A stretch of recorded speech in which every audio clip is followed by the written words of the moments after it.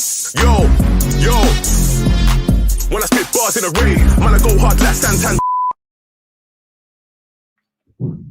Hello, welcome to another episode of the Touchy Gooners podcast. It's your boy Dan Koogs on hosting duties. Today, I'm also joined by Shabs and Dr. Leroy. How you guys doing? Good. I'm hot, but I'm all good, man.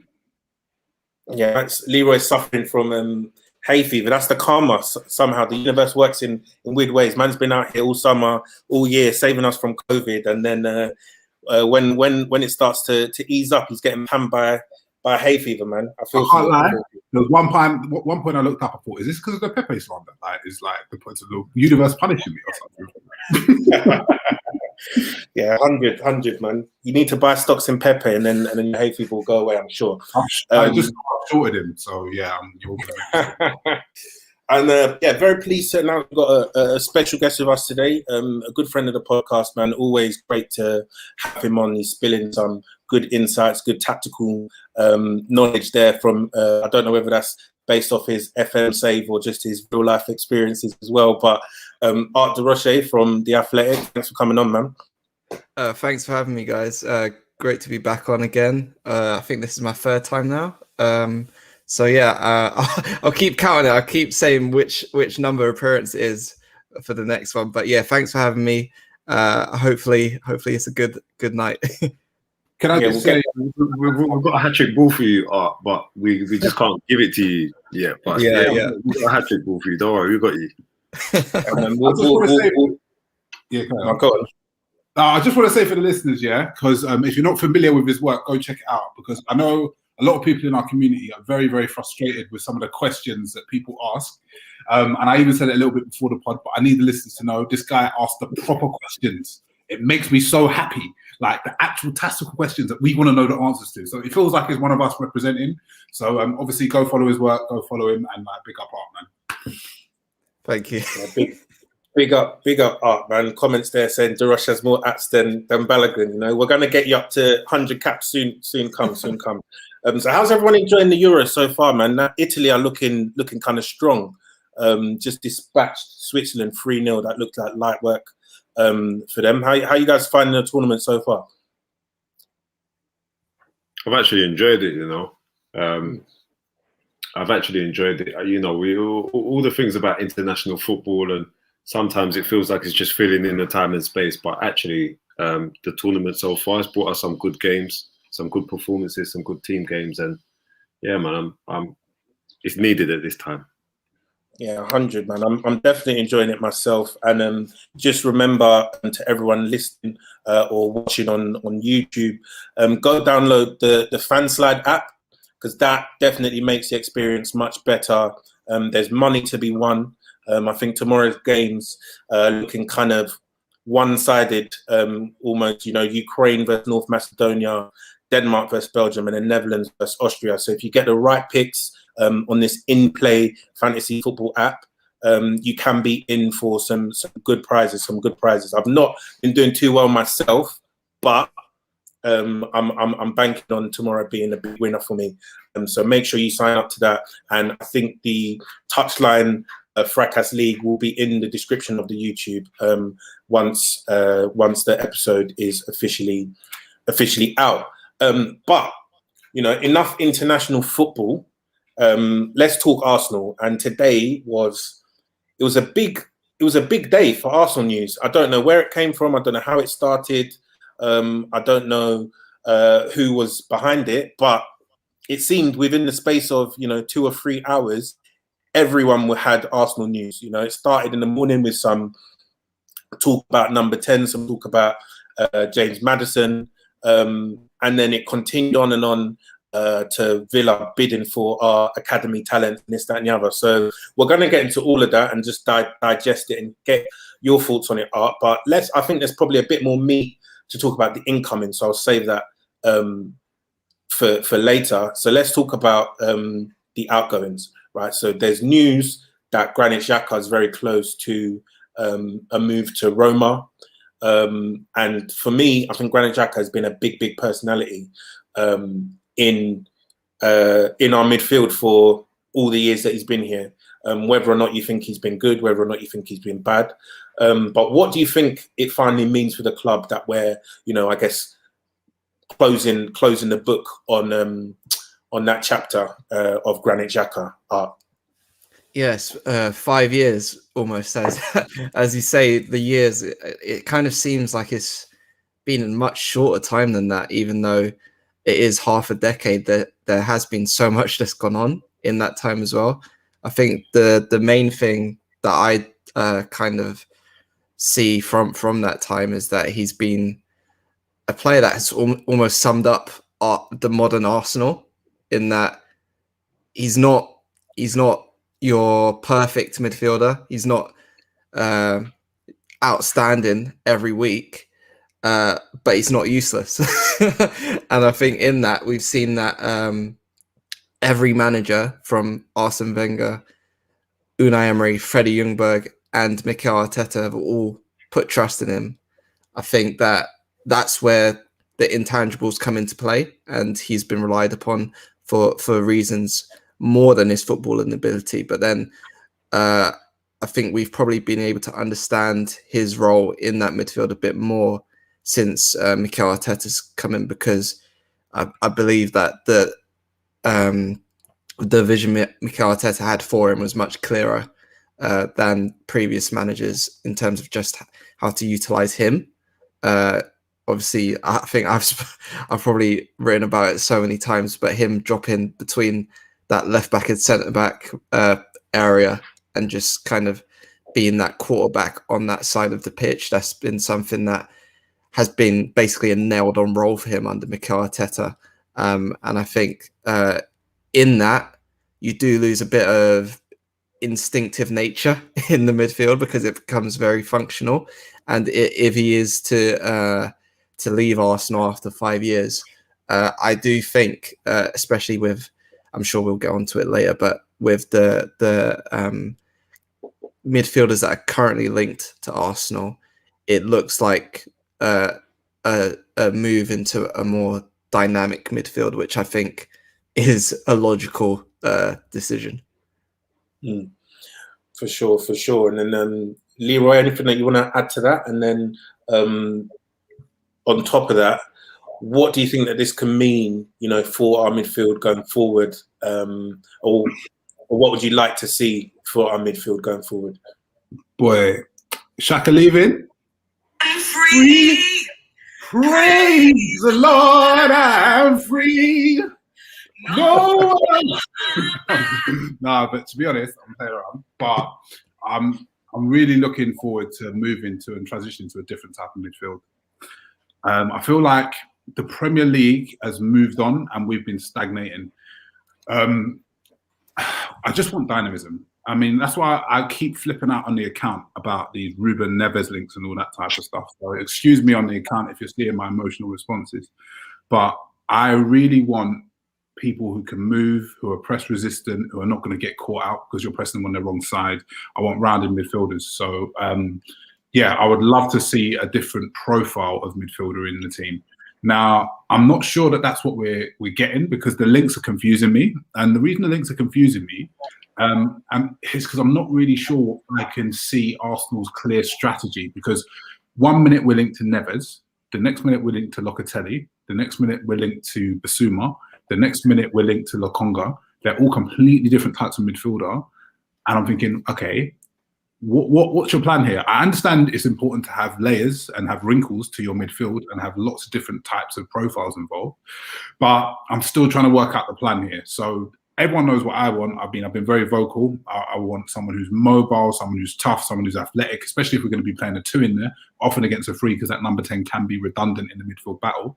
But I really am a bit confused by what Arsenal are putting out in terms of rumours. So I'm just waiting to hopefully see, wake up one morning and see Arsenal sign Yves Bissouma. Then I'll be very, very happy. Yeah, I'm a big fan of Basuma myself. I think he's a big fan of Arsenal, the way that he's been moving on Instagram and everything. So that's definitely one to watch. And so then Shabs, I'll leave Xhaka alone for a little bit. And I'll move on to Hector Bellerin. So reports are saying that, you know, him and his agents were at the offices of Villarreal today, and that they were, you know, monitoring some of the certain offers that they've received for Spain. So I'll start with you here with the same question I asked Art. So, like, you know, how do we think that defence might look without someone like Bellerin there? Because I think he, again, has been a massive personality at the club. You know, he's probably the one that has been the de facto behind the scenes captain when it comes to any sort of, you know, public speaking arrangements. You hear that Bellerin's the one representing Arsenal and sort of these, you know, these Premier League captains meetings and that kind of thing. And then also, you know, he's quite the outspoken character generally, just, you know, what he's done with the environment, you know, speaking at Oxford University against AFTV and those kind of things. And he's been here, I think he's our longest serving player as well. So he's been here close to, I think, 9 years or 9 seasons. So, you know, that will be a big change, I think, Shabs.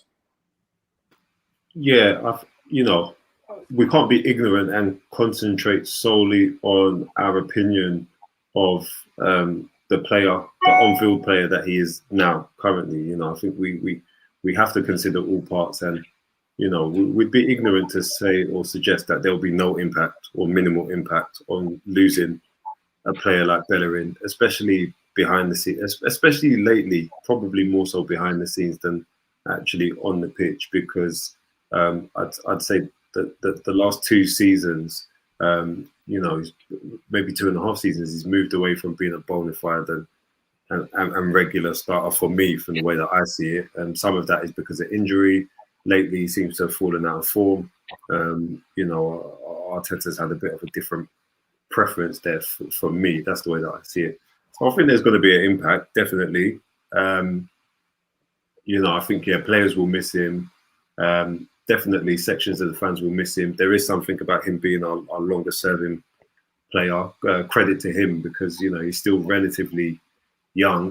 That means that he's able to break into our side at an extremely young age. You know, but it's time. I think players have cycles at clubs, and it's definitely the end of the cycle, the way that I see it, for that particular right back.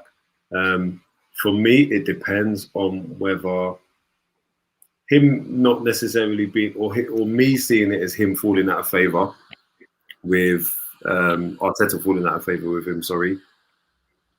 If he goes, does it mean that Arteta sees the need to bring in a replacement? Because I feel like we need a fullback.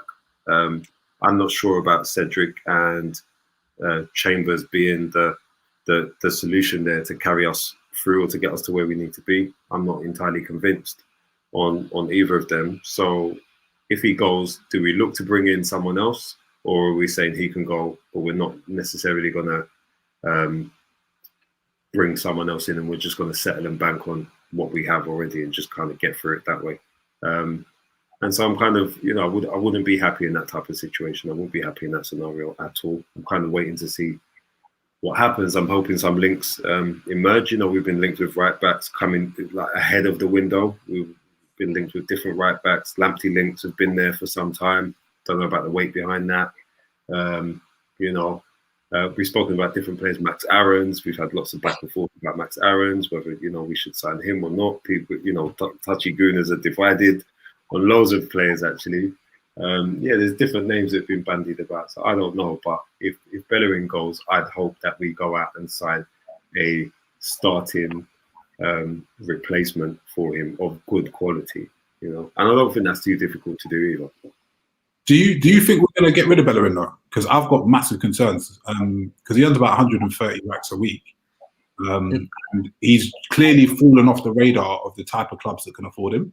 Like, a lot of them, I don't feel are interested in Bellerin. So unless he's going to take a massive wage cut, because the type of clubs he's linked with are Villarreal, Real Betis, them types of clubs, they ain't paying 130 grand a week for a fullback. So, and I feel like Arsenal's a club, the kind of indication I'm getting is they want quite a big fee, or at least a reasonable fee for Bellerin.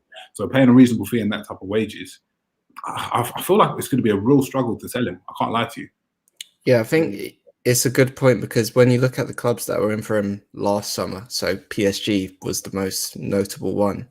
I think if you're looking at Hector Bellerin's cycle, as Shabs said, that was probably the moment where a decision should have been made. It's obviously going to be much more difficult this summer to move a player like him on because of the finances that are involved in that deal. And I think that with that being said, also, I know we touched on his impact behind the scenes, but you have to remember, if he goes, Granit Xhaka goes, and David Luiz is already confirmed to be leaving, that's a big core of that leadership group that is going. So who's going to step up to replace those guys? I think Kieran Tierney's probably the obvious guy to mention in that discussion. Alex Lacazette as well. But then when you're recruiting, you also have to think of players that can fill that void as well, because it is a big one. And I know people will be like thinking, we don't really care about what goes on behind the scenes. We only care about what happens on the pitch. But managers, recruitment staff aren't going to be thinking that way. So it's almost illogical to just think about what's happening on the football pitch and that only. With Bellerin in particular, I can't say at the minute whether he'd 100% leave or not, but I think for his career as well, it would make sense if he chose to move on, because I don't think that he deserved to be the starting right back at Arsenal for the second half of last season anyway. Although that could change. We know how quickly things can change in football. Arsenal now have 4 players who can play at right back, and none of them seem to have taken that spot like fully and commanded it as their own. There's him, so Bellerin, Cedric, Callum Chambers, and Ainsley Maitland-Niles. I think that Maitland-Niles can do that role especially well, considering how Arteta views that role. But again, that is on Maitland-Niles making a decision on how he sees his career going forward. Chambers, although he performed very well at right back, I think I see him more as a centre back, ball playing centre back. And then Cedric is one where I think he's a solid squad right back. I know people see me give him a lot of love on Twitter because he shares a certain name from a movie series that we won't get into at the minute. But yeah, I don't think that he would be the one to be starting at right back for Arsenal on a long-term basis. And for that, I would say that if Bellerin does leave, that does make right back a priority among many priorities. And with that, I don't really think that it would be what's the word? I don't think it would be a massive miss if Arsenal don't bring in a replacement straight away at right back, though, because we've got to remember that there's no European football, and with the amount of players that can play that at the minute, I think that should be enough to see them through in that position until January at least. Yeah, fair points. And I think just to close it out on Bellerin, I do think there is an upgrade opportunity there in that right back position. I think the fact that Callum Chambers was able to play, reasonably well there for the second half of the season. I think he had a number of very good performances at right back, but then some also subpar ones. But the fact that he was, I think, pretty much banished from being a right back because of the emergence of Bellerin all those years back, and obviously we signed Debuchy as well, and now Chambers has been able to force his way back into that right back spot at Bellerin's expense. Probably says that it's the end of the road for someone like Hector Bellerin. And I don't know if Callum Chambers has actually improved all that much as a right back since those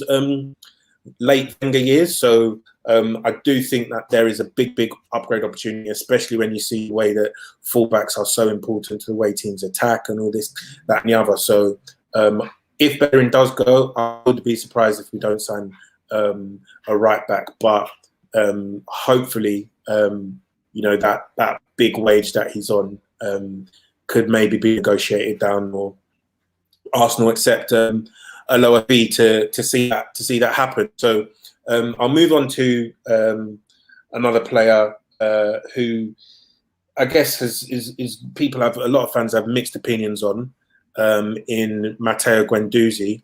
I think some people appreciate his football talent, others not so much. But then it appears that he's had a lot of off the field issues with various managers, technical directors, owners, teammates, opposition players, and the like, right? So he's been linked with a move to Marseille.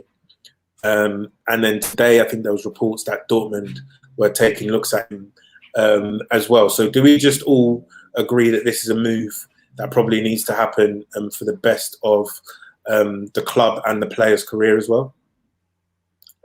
Shabs? Yeah, I think so. I like him. I really like him. I'm a Guendouzi fan. There's been something about it. I think like I've always liked his bravery, and I just think like he's not a player who I expected anything from when we signed him. So to come into the side in the way that he did, and when you're looking at players of bigger stature, bigger reputations than him, just constantly hiding in the midfield, I think, he made mistakes, but he never hid. He was brave. He was positive, largely positive in the way he tried to play the game. And I think we still do miss those profiles in midfield. So I always thought there was something that he had to offer us. I think under the Stell Emery tenure, I think, a lot of positive things came from him. And I did actually like the way that he helped us to progress play. And I think with him out of the side, especially in the first part of last season where we really struggled to get the ball into the final third and create chances and that, I think he was not the sole reason behind that, but I think he was also a part of that. A player like him was missing. But there's attitude problems. Arteta doesn't seem to be the easiest coach to get on with. He's got his non-negotiables, and Guendouzi strikes me as the type of personality that he's not going to negotiate either. So he's kind of going to do his thing, and you kind of have to allow him to kind of be the player, the personality that he needs to be. But I think there's a player in there. I think we should sell him. I'm a bit disappointed that I think under better circumstances we could and should be commanding a greater fee for him than than what's being reported that he could go for. But man, like, let him move on. Like me saying I like him, I'm not married to him or the idea of him staying. I think there are better players that come in. I think if we bring in Lokonga, for example, I think Lokonga does the things that I've just described that I liked about Guendouzi, and probably offers a bit more as well. So I'm not like I think that there's so many types like him. Why should we be stuck on him or held ransom? He's not going to renew. I don't think we're going to offer him a new contract. He's not going to stay on or anything like that. Sell him. Let him go back to France. He's just had a new baby. He looks happy with his wife. Like, let him just do his thing. Like, go in the south of France, enjoy some football, some good weather. Wash out that long hair of his. Let him just do his thing, man. Those are my thoughts on Guendouzi, to be fair. Yeah, fair play. Leroy, anything that you want to add to that? Not much. I'm also a fan of Guendouzi. I think he's a good player. I feel a lot of our ops, shout out Mariah and them, man, always get onto him. But I feel like he's got talent, and it's not just his bravery, which also often gets put down to. I feel like he's got fantastic pass quality. He reads the game well from an attacking perspective, as a deep midfielder. I just feel like he's petulant. he's got some big issues in his game in terms of the positions he takes up and his lack of responsibility defensively, which he's got to iron out. But I expect him to go on, and when he's in his mid 20s, moving to 27, I think he'll be a top player. Provided obviously he gets a coach that suits him, he's not arguing with people, he grows up a bit. But it's come to the point where it's probably untenable if he's arguing with so many coaches. So we need to sell him. And in the same way Shabs said, it's a bit of a shame we're going to be getting such a small fee for a talent, because that's really the type of person we should be making a flip on. But it is what it is. We just have to sort of say goodbye. We've got an extra option of a year, so hopefully we can sell him for a decent fee this year. If not, I would extend that option, loan him out again. Hopefully he does well, and then sell him next year. Yeah, fair play. Another guy linked with a move to Marseille today in L'Equipe was William Saliba. So I'll use this as a segue from outgoings to potential incomings, right? Because let's view this under one lens, right? So we all know the Saliba situation. We don't need to rehash it, right? But all of the, I guess, reputable British journalists are saying that Saliba is coming back to play and fight for his place in the Arsenal team. Saliba himself wants to come back and play for Arsenal next season. But Arsenal are being linked to centre-backs that play in his position and have been for the past few months. I think as early as February, David Ornstein, your colleague, reported that right centre-back was a priority for Arsenal this summer. We've been linked to Tapsoba. We've been linked to who's the other one? There was another young Koundé, Jules Koundé, we've been linked to. And then today we're hearing reports of a £40 million bid for Ben White rejected, you know. So if we're viewing it together, as Arsenal fans, how do we process this hunt for a right-sided centre-back when, you know, there's Saliba at home? Rice at home. But what I've heard as well, you won't be surprised, is what the other British media has heard in terms of Saliba coming back to Arsenal to fight for a place in the first team next season.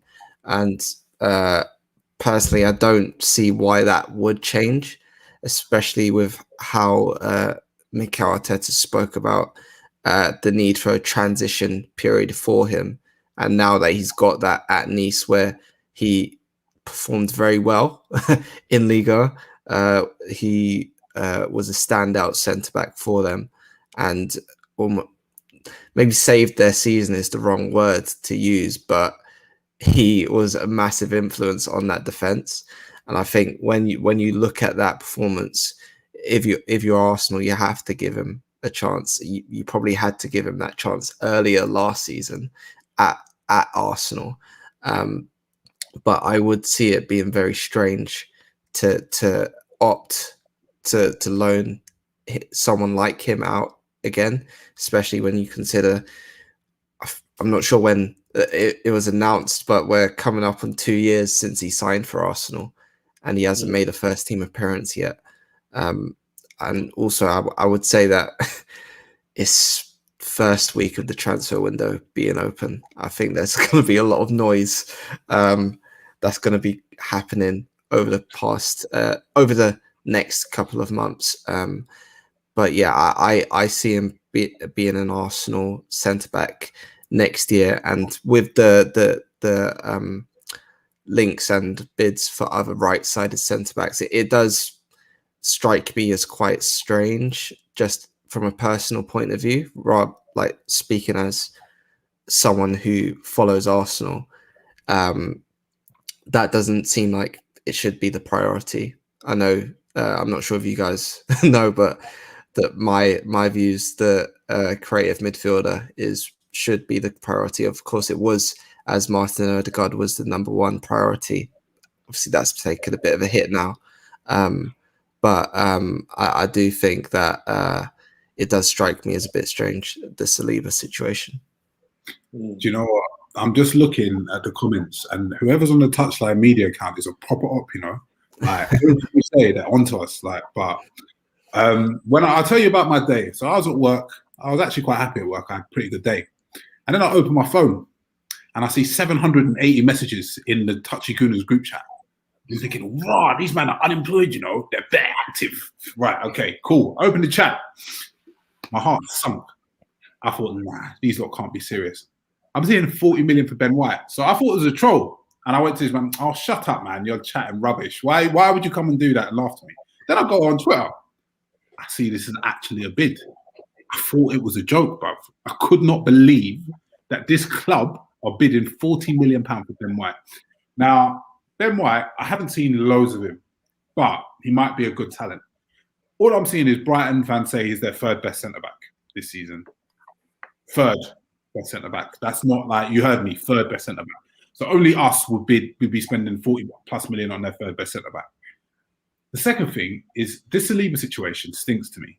It absolutely stinks. And it stinks of something personal. Maybe the messages on Instagram between him and Guendouzi meant something more than we thought they meant, because I've watched this guy, Saint Etienne, literally boss League One as an 18-year-old. Boss it. As an 18-year-old, right? He wasn't the leader in that team because he was getting help from the professionals. And you could see that in the communication. I see him come to Arsenal after, 7 months with not playing football, play one pre-season game, we're told he's not ready, not touch pitch again. Not even get in the squad. Weird, okay, bit odd. I watched this guy go, and I watched him play at Nice. And I watched the first 12 games at Nice, 90 minutes. First game, he was a little bit shaky, probably trying too hard. Then, this guy bossed it at Nice. He was genuinely superb. After 12 games, I even got bored. And I thought, look, I've seen it all. I know exactly what this guy is. Bring him back. That's all I wanted to see. And I just don't understand that a centre-back who's got all of these abilities, the height, enough pace, not rapid fast, but enough pace, the physical quality, the tackling quality, which is the most important thing, the agility for someone being 6'4" and built like he is, and batted it up. You're the partner. Yeah, and I'm just so confused as to why this guy doesn't get a chance. So it can only be personal to me. It can either be personal or Arteta's talent ID is in the mud and he's judging him literally from 7 months off ball, a few training sessions, and a non-league, a friendly match. It doesn't make sense, because if he goes and watches the games that we watched at Nice and thinks this kid can't come in and play for our team, when we've had howlers defending. We have Mustafi getting minutes ahead of this guy. Then I don't know what he's seeing. I don't know what he's seeing. And to think that he now needs to go and spend 50 million on a 23-year-old centre-back doesn't make sense. Does not make sense. When you've got this guy, you've already paid the money for him, you've already invested. Even if they went and got like a 28, 29-year-old centre-back as a steady Eddie to be there if Saliba's maybe not quite ready, if he feels he's not, even though clearly he is to me, that makes sense because you're giving him a development pathway. But to go and buy Ben White for 50 million, you're kind of secretly blocking off that development pathway. So it just stinks to me, and I really don't like it. And it's one of my big X's against Mikel Arteta. Yeah, I agree with everything Leroy said. It's hard to not project Saliba being a casualty of a CB coming in, a right-sided centre-back coming in this summer, especially one that we depart significant funds to acquire. It's hard from my perspective, right, as a fan. I struggle to see how that's going to work and pan out if things remain. I think we're stacked at centre-back as things stand. I know we're losing David Luiz. Cool. Leroy said it. I think a few other people have said it as well. If you're going to go in and bring in a more senior centre-back for experience, given that we're going to lose some experience as well with the departures, that makes sense to me. At the moment, we've got loads of centre-backs on the books. We're not going to be playing a lot of football this season. We've got our league, and then it's dependent on our success in the cups. Yeah, the FA Cup, the Carling Cup starts, the Carabao Cup starts early. but the FA Cup doesn't start until Jan. So really, you're looking at one game for most weeks, yeah, for the next, for the first 5 months of the season or whatever. I can't see it ending well or looking good for Saliba, and that's the thing that's worrying me.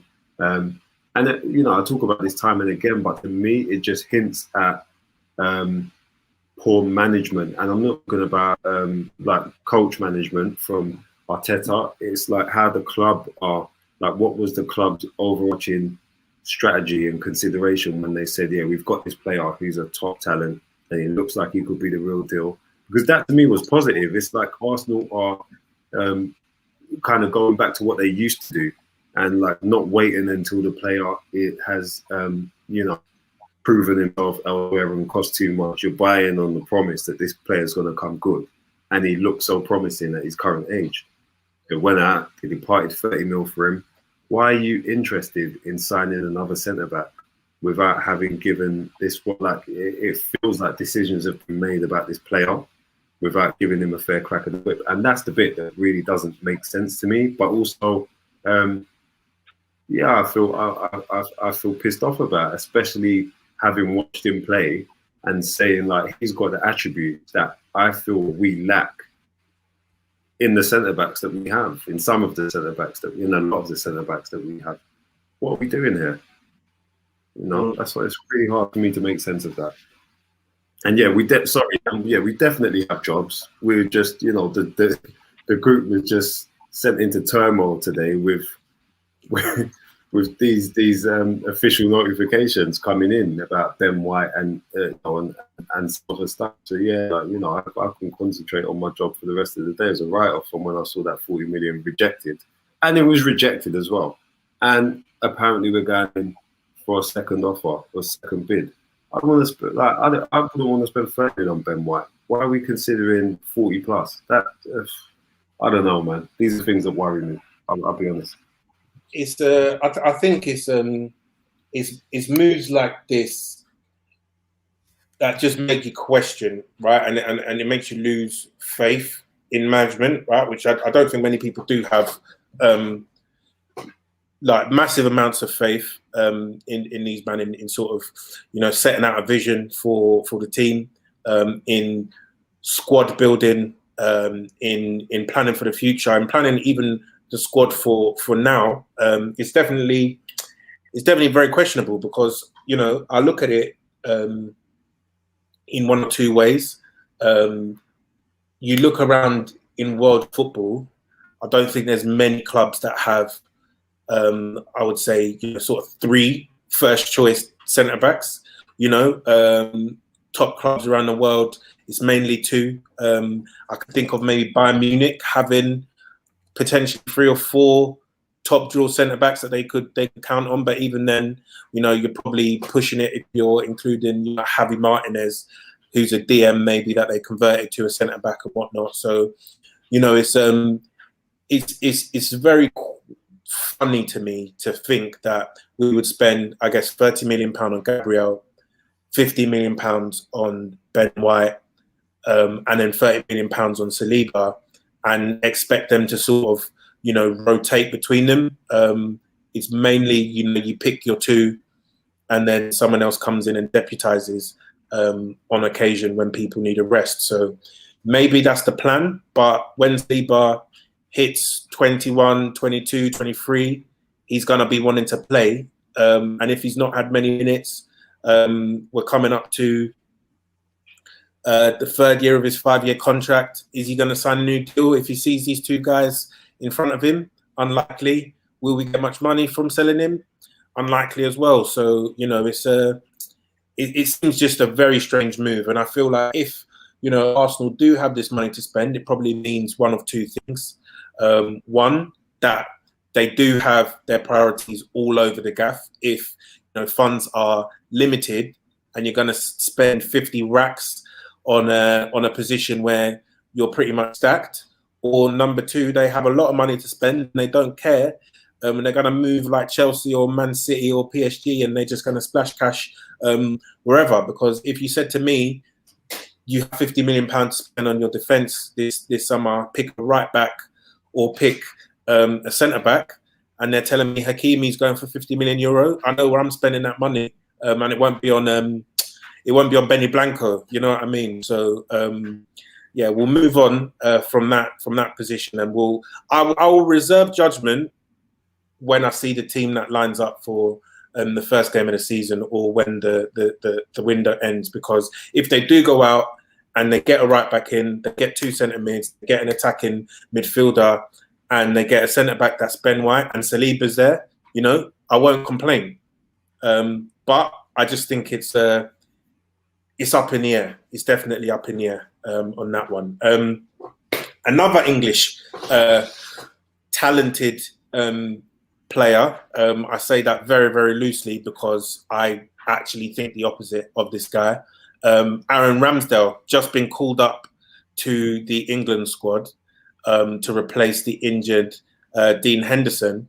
I think he conceded the most goals in the Premier League this season, just gone. Back-to-back relegations as the bottom club in the league, and Arsenal have shown serious interest, from what I've read today, in signing him. So, Art, what do you make of that link? Do you believe it? Number one, and then if you do, regardless of if you do or not, do you think that's a move that Arsenal should be making? Yeah, one thing I just want to say, like off the back of the previous discussion before we moved on to Ramsdale, is that it's been quite clear that Arsenal were very to the point that transfer plans wouldn't change whether or not they were in Europe or not.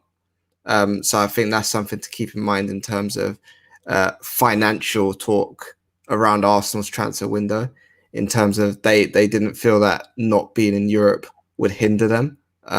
So that's something that I just caveat that part of the discussion with. In terms of Ramsdale, similar to what's been out there already, interest there. I don't think it's something that should be a priority for them. I know a backup keeper for Leno would be needed ahead of next season, but I don't think that's where the funds should go. And like I said earlier, there are much areas that are much more needed to sort out before that is an option that is considered. I think I don't really think that it's an option that should have been of great consideration, especially this early in the window. What's your thoughts on the player himself, though? That was a very like political answer there, I think. Yeah. That was a hard Roche question. I'm just going to say that. I'll say it. That guy is literally pony. Like, he is terrible. So sorry. You could see the difference when Sheffield United last year had, what's his name in goal? The Man United backup. Henderson. Semi-decent keeper, was doing really well for them. Literally, Ramsdale was throwing them in all season. Literally throwing them in. Have a goal. Have another goal. Have a brace. Why don't you? Like, it was awful. So I don't understand why we seem to be going for statistically terrible keepers. So we went for Matt Ryan, who was statistically horrible last season, and now we're going for Ramsdale. Is this another Inaki Kana recommendation? Because that guy's looking funny in the live. So you got to say, this is off the back of signing Runnison as well, and then the links to the Brentford keeper as well, Raya. They all look fans. They all look fans. They to me, yeah. And so the Ben White stuff, I could vouch for this. I was there. I know I was this afternoon. The Ben White stuff was one thing. The Ramsdale stuff is probably added on like another 300 messages, by the time that you reached Leroy. It was a madness. And Am I imagining it? Because I've just processed so much information today? Was there talk? I don't know whether to believe the talk, but I think I saw somewhere like £20 million fee potentially for Ramsdale. So I'm thinking that's an outlay of £60 million basically on Ben White and Ramsdale. Yeah, unprecedented summer. Yeah, all right, wicked, like wicked. You can't chat to me after that. Like I don't want to speak to no one. Like, what have you got to say to me? Nothing. So, sorry, I'll allow you to exercise the Fifth Amendment on Ramsdale. Yeah, that's fine. But someone who you have written a very good piece about that we've been linked to, and also rumoured to have put in another bid that was rejected today, is Sambi Lokonga, or Albert Sambi Lokonga. There was a very good piece by you on The Athletic about how he might fit into Arsenal's midfield. So it would be, if you want to give the listeners a little preview of what you've put in that article, just let us know a bit about your thoughts on the player and how he might fit in, and whether or not you think it's a good move for us. Yeah, so I think even before writing that piece, so last week when the reports first came around and it seemed clear that Arsenal were interested in the player, I was trying to make sense of why they would be interested in him. I think when you look at the way the midfield was going, the Xhaka reports were coming out, although I think they were a bit accelerated at the time for the stage of the processes it was at that time. And then those links came, so did the Ruben Neves links. And I was just trying to think, well, how would Arsenal's midfield actually shape up with these guys? So with Lokonga, stylistically, looking back at the Anderlecht season he's just had, as well as a few of the games he played for Belgium's under-21s, I just kind of wanted to look at how he plays for them, where he plays. He played as a 6 and an 8 for Anderlecht. Everyone probably has seen comps of him spraying the ball out, like spraying it to one side of the pitch, another side, and twisting up players in the middle of the park. And I think that's all well and good.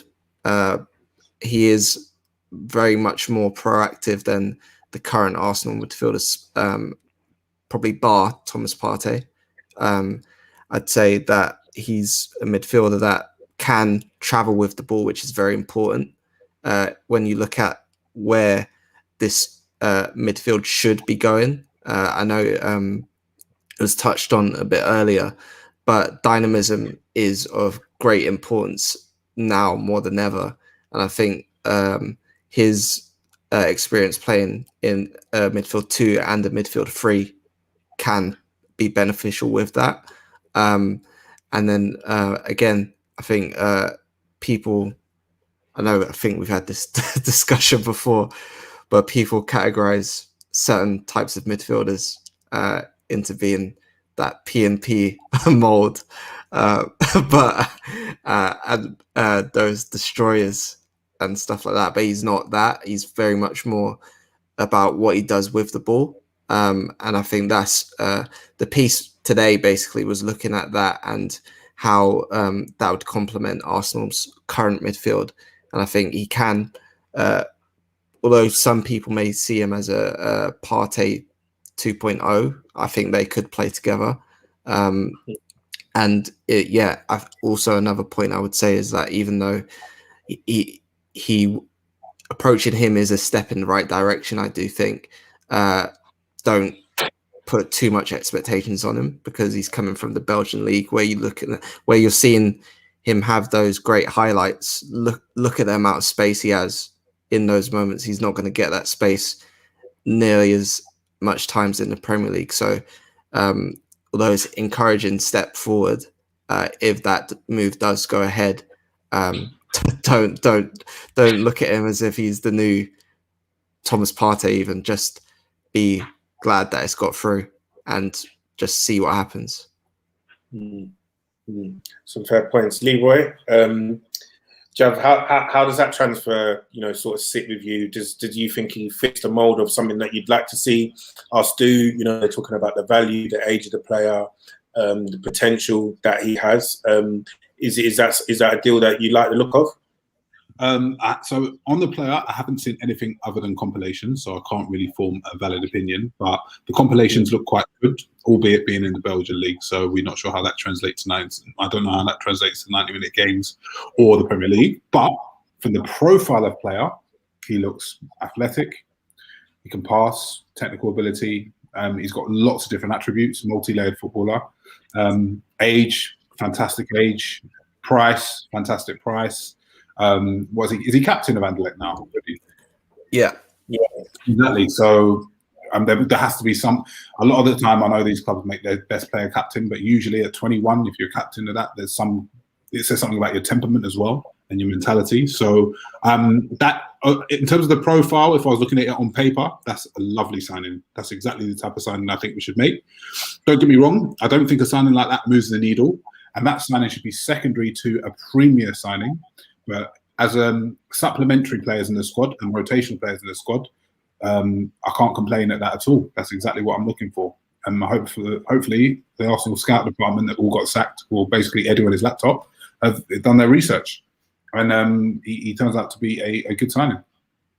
Yeah, I think they did say he's an Henry recommendation, right? So if I hear that Henry recommended someone, it sort of gives me a little bit of hope that the guy's going to be very techie because of the way that he attacks his own players, when they're not passing it one touch and all this stuff. So if Henry's rating someone, then I'm on board, to be honest. A great man once said, "Real recognize real." So if Henry says he's the business, I'm with it. Yeah, for real. So last position that I want to talk about. So I guess in the past week or so, there was some news about Emi Buendia, Arsenal putting in a bid for him, but him choosing Aston Villa, and ended up being an Aston Villa player. And then Aston Villa bidding for our player, Emil Smith-Rowe, them getting apparently laughed out of the room. And then again, another link coming out today about James Maddison being a potential Arsenal target, and there being some appetite for Leicester to negotiate there because of a breakdown in relationship, I guess, with Maddison and Brendan Rodgers. So I guess my question for you, Art, would be, what seems to be the plan here in this number 10 position? Because for me, I think it's been widely reported, right, that Odegaard was the number one choice. He's obviously spent 6 months on loan here. I think the manager, Edu, really like him, etc. Leadership qualities, this, that, and the other. But might be difficult to get him out of Madrid. Fine, fair enough.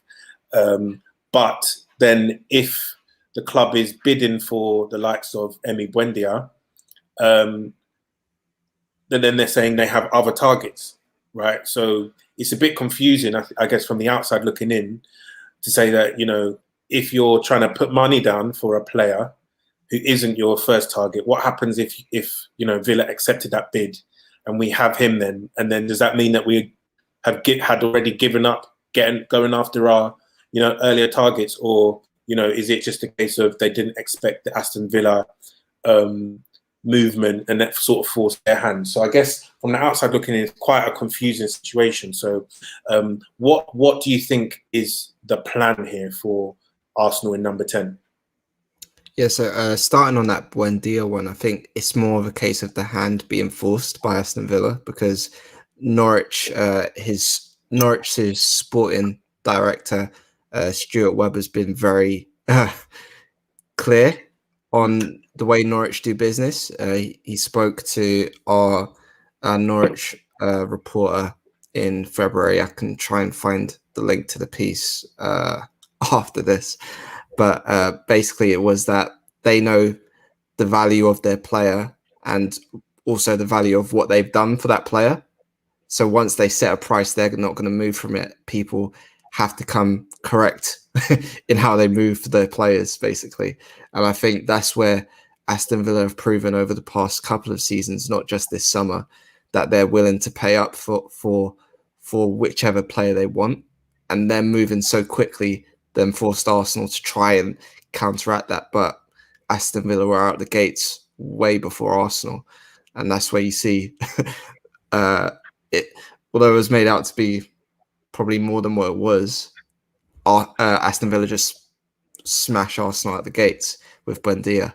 Then in terms of Odegaard, that's obviously much more difficult with Zidane leaving Real Madrid, and I think that with Smith Rowe as well, I don't see him. I don't see Arsenal letting that happen, letting Smith Rowe go to Aston Villa. Obviously, it's been reported before how they've been trying to get that contract done, but that still has some way to go before it is near being done, I think. And then with him as well, it's important to not just rely on he's going to be 21 next month, so a 21-year-old for the entire season. Although, like, I think you guys know, I'm a really big fan of his, but considering how injury prone is probably the wrong word, but we'll go with that. How that's played up over the past couple of years, I would like to see him, some of that pressure offset from him the next season, and that's also not just in a rotation sense, but having a different creative midfielder around him while on the pitch as well. That's where Arsenal have looked at their best over the years at the Emirates anyway. When those creative midfielders are popping the ball around in and around each other, and I think that's why that creative number 10 we can say, but just a creative midfielder is needed as well. In terms of James Maddison, I can't add to that properly because I don't know, and I don't want to lie to you guys. But if it, speaking just from a personal point of view, when you look at what the Arsenal midfield needs, it needs goals, and Maddison fits that remit. So I would understand why they would go for that. But in terms of talking about those links, I'm not really involved in that chat. So there's not much else I can add to that. Fair play. And I guess Shabs, what do you make of that whole, number 10 situation? And who would you, prefer the club to bring in that position, if any? What do I make of the situation in terms of where we currently are, or? Yeah. Where we currently are, yeah. Honestly, I think it's a disgrace. I think, how does a club with the size and the reputation of Arsenal Football Club kind of get to a place where, we're scrambling to find a creative player, the key creative output really for the side. We just don't have one. And I'm talking about times where we had an abundance and we'd filled creative players out of their positions. We'd filled like Santi Cazorla on the left-hand side, basically, just to cram in another, creator, or Riziki would play on the right or the left or whatever. And obviously we're so far away from that, but just the Ozil situation, I think from the point of the Ozil recruitment, to kind of where we are now, you could just see like the club, there's been just like a huge void, and we didn't plan for life with Ozil. We didn't plan appropriately for life without Ozil. I just think the Odegaard situation, it's all well and good saying, yep, this is a player who we're interested in and we'd like to bring in. I just want Arsenal to kind of put their money where their mouth is, test the resolve a little bit with Real Madrid, if they're serious about Odegaard. And if there's no possibility of striking that deal, just move on and move on quickly.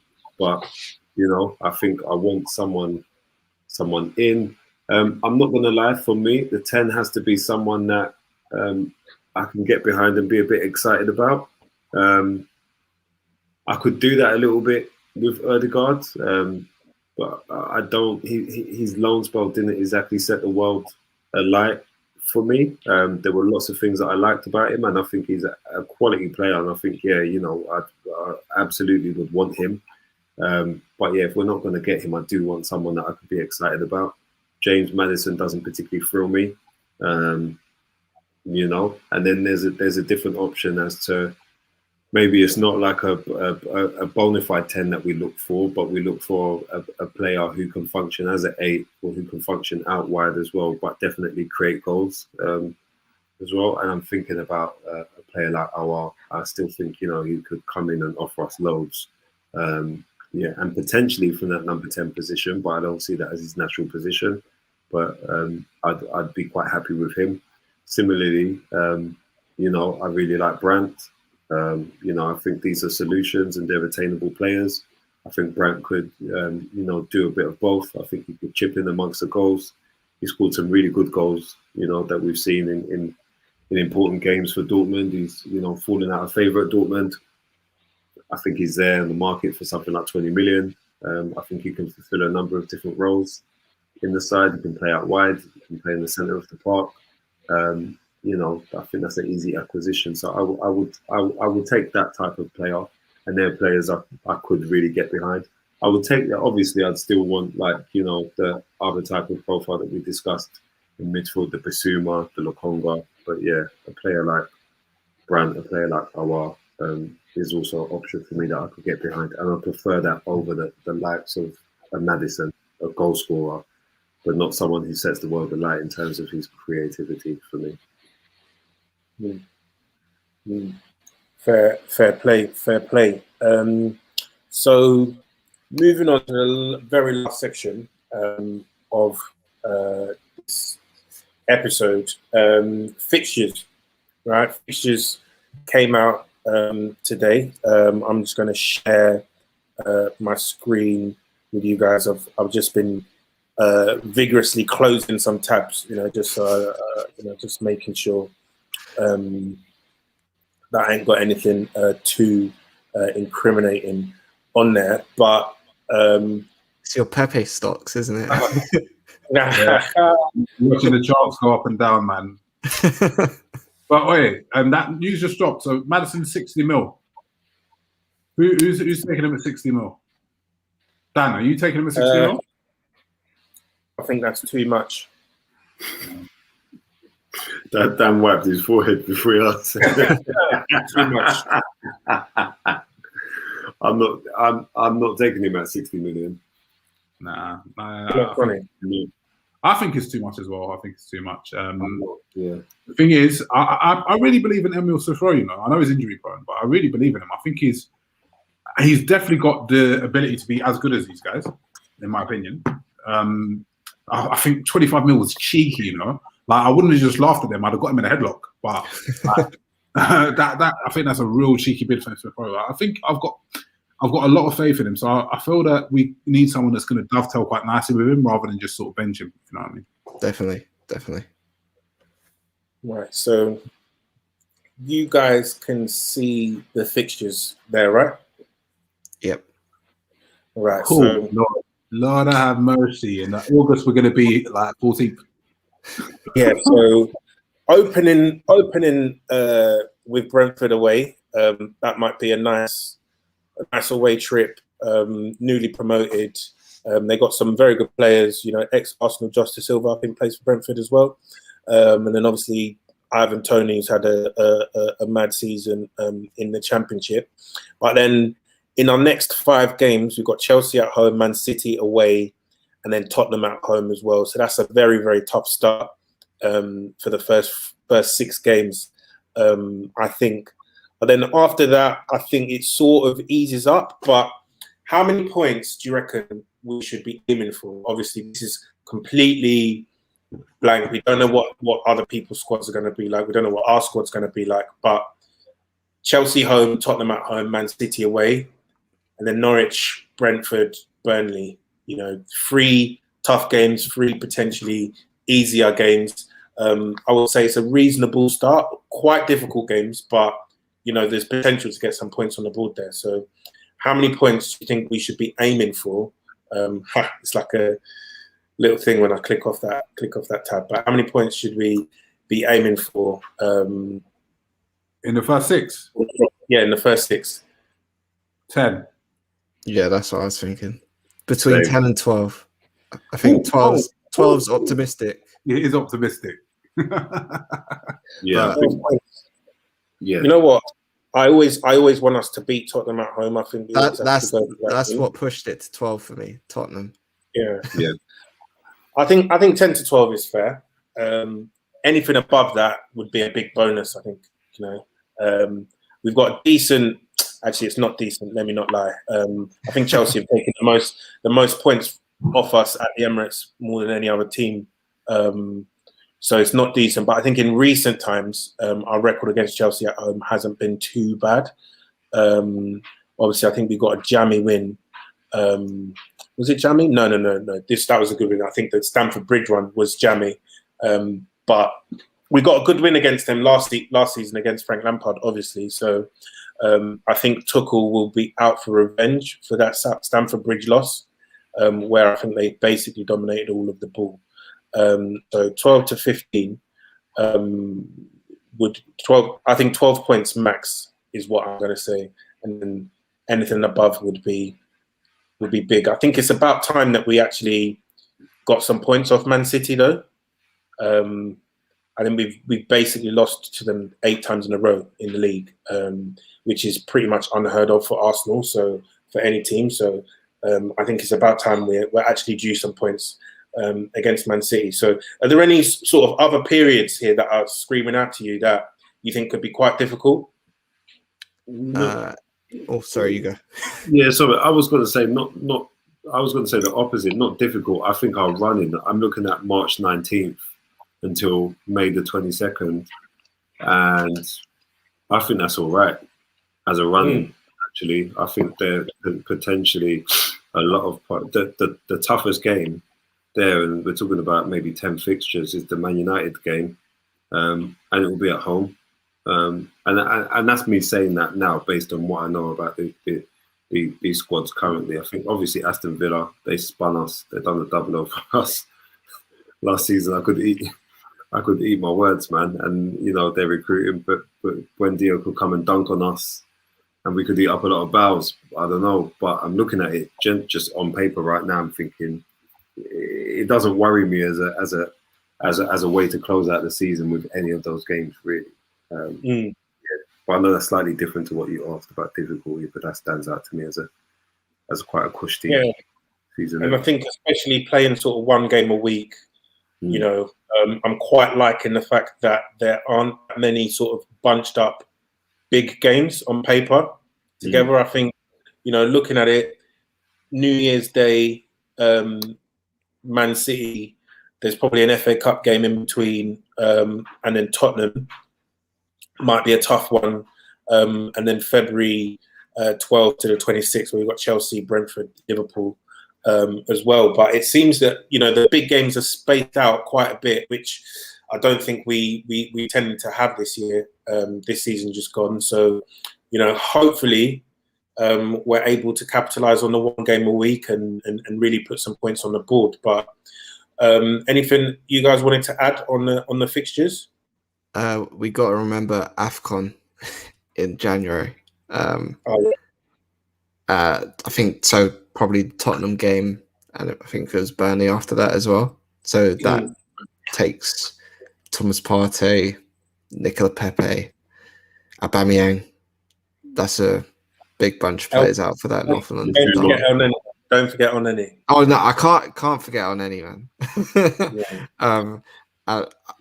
Kind of similar to Shabs' point, but earlier in the season, November, December time, always traditionally a terrible time for Arsenal.